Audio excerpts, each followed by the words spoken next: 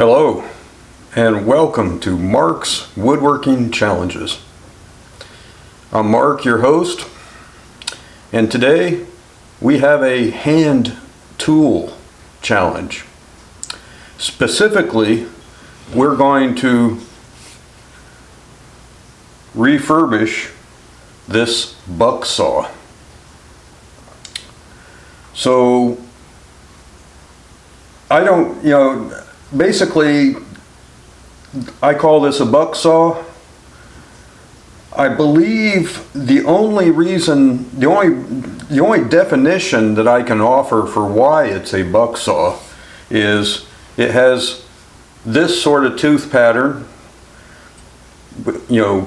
cross-cut blades. It is a cross-cut saw with raker teeth in between, and apparently it's a defining characteristic of a Bucksaw that you have this turnbuckle thing up here to tighten, to put the tension on the blade.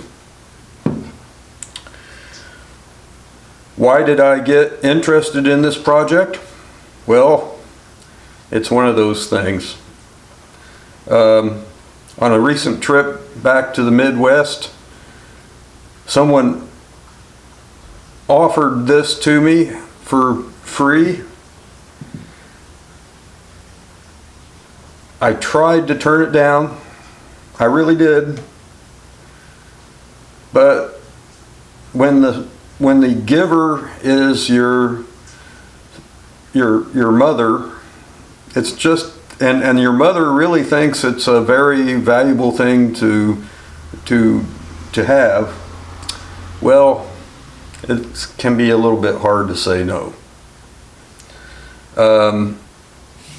The reason I really didn't want it is because it was basically a basket case. As you can see, this thing, one leg, I guess you would call these legs, one leg was just completely broken. Someone tried to patch it up with plates, did a miserable job of it, and so I could tell my mom thought I should hang it on the wall. But let me just back up a little bit. When you have someone give you something like this, you basically have three options in my opinion. One is you can toss her right into the trash. And maybe that's what should have been done here. I find it difficult to throw any tool in the trash unless it's just obvious that it has no hope of being repaired and returned to functionality. So that's just me. Other people may view that differently. So that's option number one. Option number two is you have the same opinion as my mom, and you display it on the wall. Well, I'm not really a display tool, kind of guy. If I have a tool, it should be usable. It should not just be decoration. In my humble opinion, I know a lot of people probably think differently.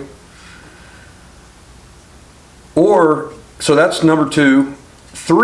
Option number three is you can pick up the gauntlet and accept the challenge.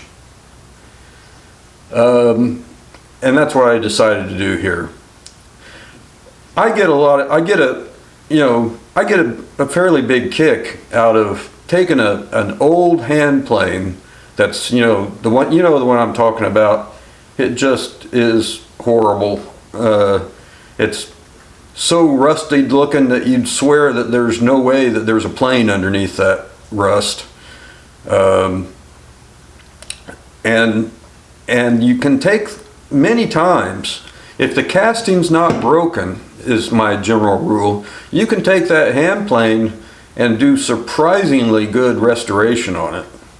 And there's lots of YouTube videos out there that describe this process. But I get a kick out of doing that. And so I thought, well, maybe I can do the same thing here. Accept the challenge and try to restore it. So that's what I opted for. So that's it. It was a basket case, and I've restored it, and we're going to go through the whole process kind of in bits and pieces, because it didn't take me very long to do this, but you know, it was hard to keep the camera on every single operation, so it might look a tiny bit disjointed. I hope it comes out all right in the final editing. We'll see. All right then, so I basically thought there were 5 things I had to do to this. One was I had to wire brush the metal parts up here, and especially make sure the turnbuckle would turn. Second was, there was a problem. This cross piece had a chunk broken off the bottom, and I thought that was going to compromise the ability to put tension on the blade. So I smoothed it off, glued in a new chunk of oak, and we'll see more about that in just a bit. So that was the second thing. Third thing was I wanted to clean up the wood and try to restore, you know, it's obviously pretty dry, and so I thought I should condition it more. However, and I guess that still applies to the cross piece, but both legs ended up getting replaced, so that was probably a less important thing. So obviously I had to replace this guy, and it turned out after the first time I used it and I tightened it down, after I sharpened the blade and tightened it down, I had to replace the other leg. I hadn't really been planning on doing that. And then lastly, sharpen the blade and try to make it, you know, cut wood again. So those were the steps that I thought I needed to do to restore this Bucksaw. All right then, so wire brushing was the first thing. It didn't really clean up the metal very much. I'm not going to show any of that on camera because, let's face it, it's boring. It was boring for me when I did it, standing in front of a wire wheel, and it'd be even more boring for you to watch it. So that was number one, that's done. And then let's pick up with the part where I replaced this chunk of wood down here.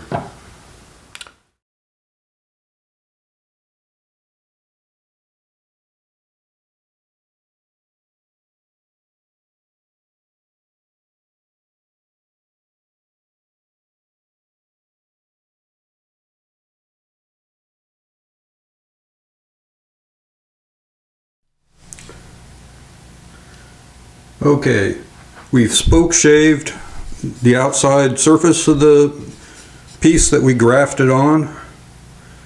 It looks pretty good, I think.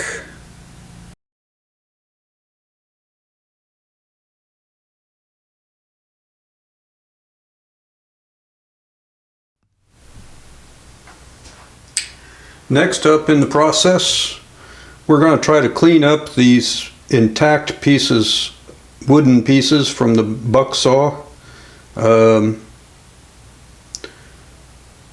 Ordinarily I would use boiled linseed oil on these, but I'm fresh out, so I'm going to try this Watco rejuvenating oil. I'm guessing it'll be roughly similar. I'm going to use this abrasive pad to lightly sort of take off the outside dirt while it's wet with the rejuvenating oil, and hopefully things will come out looking better. And I'm going to definitely try to let the oil soak into the parts as much as possible, since I'm sure these things are exceedingly dried out.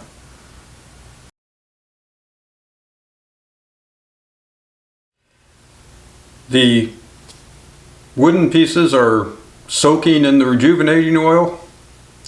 We'll look at those a little bit later. Now it's time to cut out the replacement for this guy, who is going to hit the trash once he's got a replacement for sure. So what I've done is trace the outline on a piece of Osage orange. Now, this Osage orange tree wasn't very big, so it's kind of like quarter sawn on these ends and flat sawn, in the middle. My feeling is, just guessing, that we want the grain direction to go like this. So because the stress is all going to be in that plane, and you don't want grain up and down like this, or else it'll, you're going to be putting a lot of stress on it and you could just splinter it. So I tried to hit the middle of this board to have grain more or less in running in this direction. Furthermore, there was some grain that was sort of wandering a little bit, so I tried to capture it. I tried to position this piece so that it follows some of that grain. That might help. It might not. Who knows?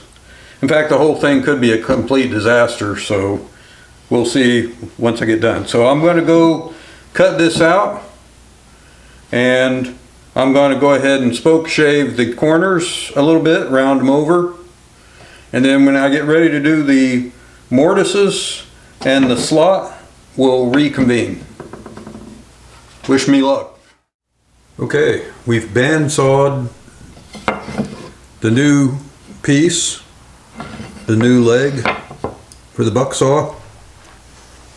Now you can see here that the shape does not exactly match the old one, because obviously the old one was all screwed up. So when I laid out the new piece, I basically traced the top half first and then tried to line up the tangent of the curve right here to sort of match where it looked like it should be, and then I traced out the bottom half. So that's why the new piece is straighter than the old piece. But I think that should work pretty good. Now, what I did then after bandsawing it, I planed the face. I spoke shaved to get rid of the saw marks. There are quite a few saw marks on this board. I spoke shaved the edge to get rid of the saw marks on the edge. And then I was going to spoke shave the corners, but I ended up using the router table on it. I was getting a certain amount of tear out, and I want nice smooth corners on this so it doesn't tear up your hands when you're using it, so I thought the router table seemed okay. So now I've marked out the position of the mortise here, which is a little tricky. I laid them, I put them side by side and tried to get the position in about the right place. The mortise appears to be a 3/8 inch width. Interestingly, it has rounded holes on both this leg and the other one, even though the tenons don't appear to be particularly rounded. So I hope I'm going to leave it with round holes, and I hope that's okay. Mortises are done. It was pretty easy to do. I think they match up pretty well with the old ones.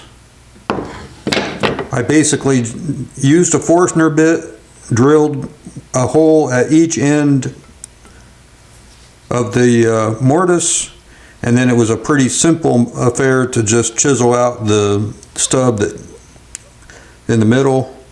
So Nice thing about using the drill press, besides the precision, is it gives a nice flat bottom on your hole, so on your mortise. So that turned out pretty good. Next up is working on the slot for the blade. Now, the blade is held in with a bolt, and the hole that the bolt goes in is threaded, believe it or not. I presume that was simply to make it harder for the bolt to come out accidentally, I guess. So we're going to do that hole next, and then after that we're going to make the slot for the blade. In related news, I finished working on the other wooden parts. They cleaned up nicer than they had been. Obviously they started out looking like this, and you can actually see that they're made out of wood now after cleaning them up. One issue with starting with such dirty stuff is I was actually sort of guessing that oak would be correct here on the on fixing the cross brace, but that is absolutely not the right wood species. So especially as you can see that it contrasts rather vividly with the old wood, but that's okay. It appears almost like the old wood was pine. I wouldn't have thought pine would have been really the right thing, but it's a little hard for me to tell what species it is. So, at any rate, as an editorial comment, I knew that none of this tool was made out of Osage orange, so I knew this new leg would not match. Now it'll turn brown eventually, and so that'll be a little bit better, but what can I say? When you've got the perfect piece of wood laying around, you know, an isolated board, a single Osage orange board that doesn't have any other likely function, it was hard to resist using it in this application. Anyway, so off to make the hole. We'll be right back.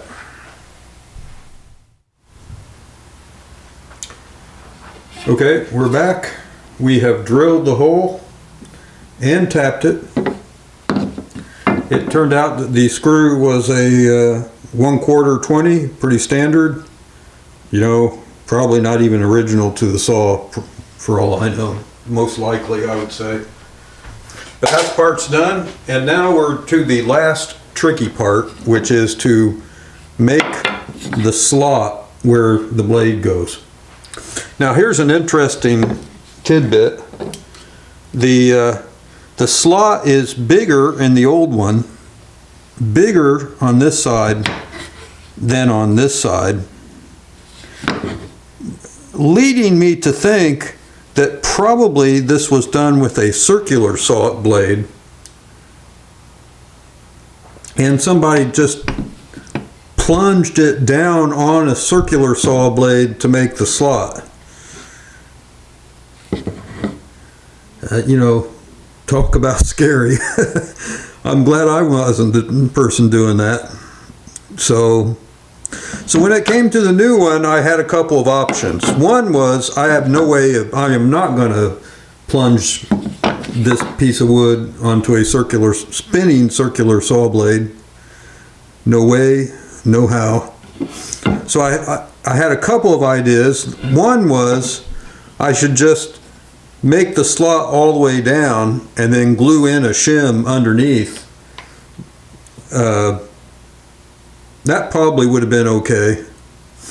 The other one is, sometimes, you guys know me, I love using hand tools, but here's a case where a modern tool might work out pretty darn good. Whenever I think of plunge cuts, I think of a multi-tool. And so that's what I'm going to try today. What you can see here is that I have made a curve here to help guide the multi-tool. And so I'm going to clamp it up and we'll see if we can make a slot.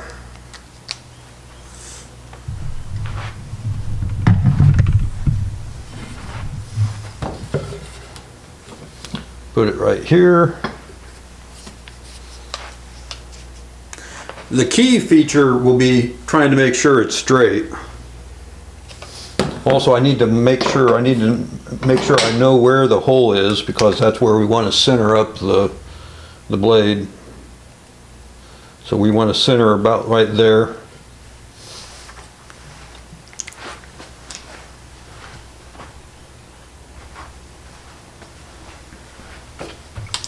Okay, clamp.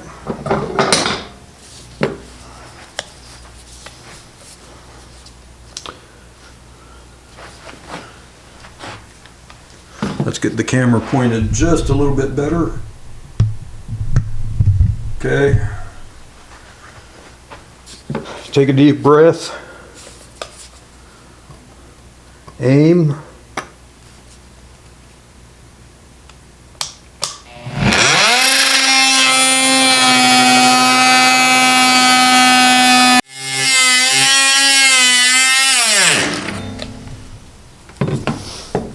Okay, I think we're through. There's the slot. It's a tiny bit off the center. I thought I was holding it pretty straight, but maybe not. I don't know. Could have run into some grain or something too, I suppose, and maybe veered off to the side. But we're done. And if we do a quick test here, we can say that the blade goes in and the holes are right there. So I think that's going to work.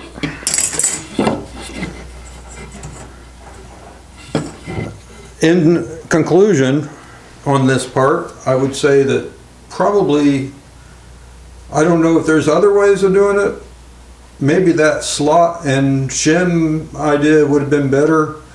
I thought the multi-tool would melt right through there, but it did not. So perhaps this is not the best way to make this slot. All right then, on to the next step. Okay, we finished making the slot and I went ahead and put it together. And here it is. It'll be hard to get it all on camera. Let's see, that's probably about as good, lay it down flat is as good as I can do. So it all seems to fit. I was able to tighten the turnbuckle without anything breaking up there. One interesting little factoid I found was that someone had put in washers underneath the heads, apparently to prevent the square shank from fitting in the square hole and thereby maybe making it easier to turn the bolt, but that also makes it harder to turn the turnbuckle without the bolts turning when you want to tighten it. So it seems to work fine without the washers, and that's probably the way it was intended.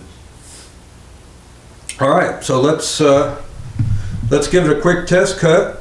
I thought I would, I figured I probably would have to sharpen this thing, but I want to make sure of that before I go to that amount of work. So I got a little 2x2 hooked up here.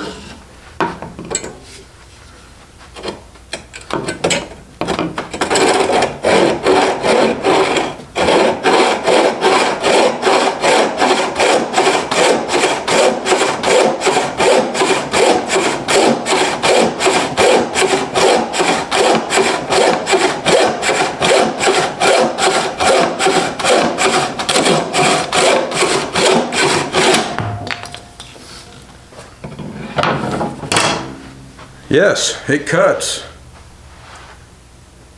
I think it ought to do a little better than that, so I'm probably going to go ahead and try it. I was counting the strokes and it took me upwards of 20 to get just through that 2x2. So I think it ought to do better than that. But the good news is it cuts. It acts like a bucksaw should. And so that gives me some motivation to try sharpening the blade. We'll be back in a flash.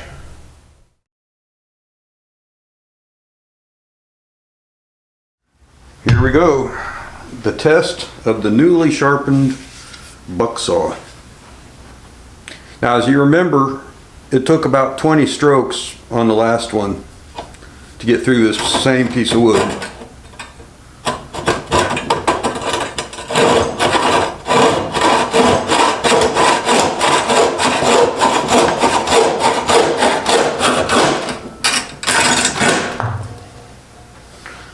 Well, that was definitely an improvement. So obviously my sharpening job made a difference and made it better. Okay, let's wrap this up. First, I want to continue a little bit on the fact that the cut drifted to one side a little bit as I was cutting it. First, I don't have any, I think you use these more often on green wood, and I just don't have any green wood readily to hand. That's why I was using the scrap 2x2. I mean, certainly I could go cut a branch off the tree, I suppose, but I just wasn't fired up to do that. So no green wood to test. Secondly, I was a little more conservative about tightening the blade.